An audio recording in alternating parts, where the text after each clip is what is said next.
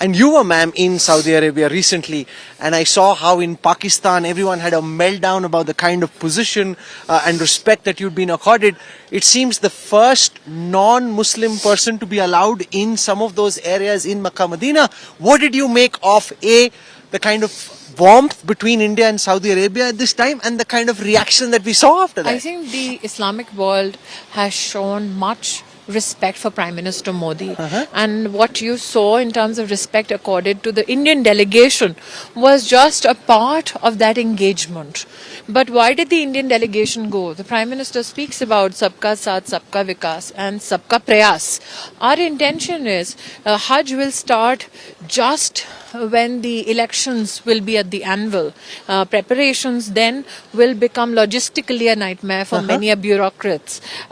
Additionally, every year we have 1.2 million Indians who go for Umrah to Saudi Arabia. And there are logistical challenges which have to be met, diplomatic issues that need to be addressed. Apart from the fact that you want to ensure that while we are propagating that more and more women become parts of those delegations. If you look at our Hajj numbers, 47% of those who went in 2023 were women. So while we are trying to facilitate the travel of women, while we are trying to ensure the safety and security of our citizens by deploying CAPF personnel, and while for the first time Prime Minister has allowed us to leverage our ecosystem in the health ministry. I think it's a collaborative attempt between 6 ministries and 2 nations for the greater good of a population which is 200 million plus. Much was also made on a different note of your bindi and your sari, and the fact that you were in Mecca, Medina, and especially in Pakistan. I didn't go to Mecca. No, the fact that in Saudi Arabia... I did have the privilege of speaking to the Deputy Governor of Mecca, who was kind enough to engage with us at the instruction of the Royal Court.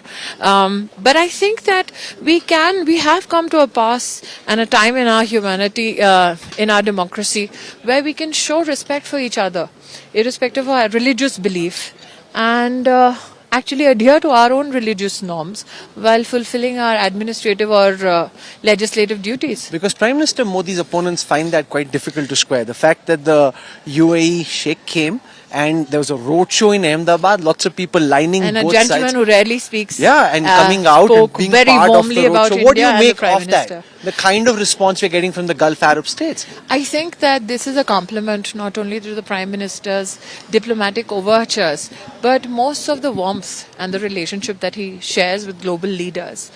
But to back it, I recall your interview with Borge, where he let slip, and maybe it's a Freudian slip or otherwise, that he looks forward to inviting Prime Minister Modi in 25. So there is an acceptance of continuity of government under Prime Minister Modi's leadership.